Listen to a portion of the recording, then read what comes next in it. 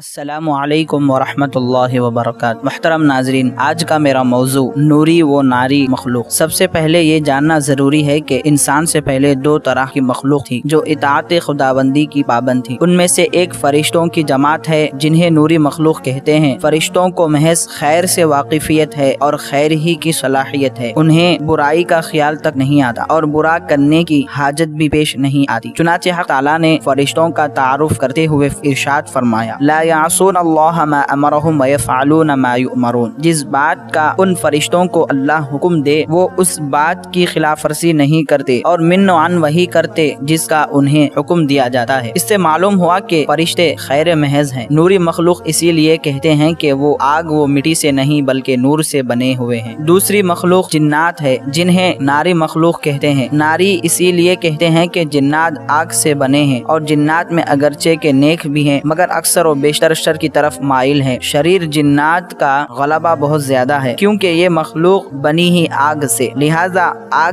کی گرم خصوصیت ان میں غالب رہتی ہے۔ چنانچہ شیطان انہی میں سے تھا۔ الغرض اللہ کی بارگاہ میں ایک محض خیر والی مخلوق تھی اور ایک طرف غلبہ شر والی مخلوق تھی، جس کی وجہ سے اللہ کا منشا پورا نہیں ہوا۔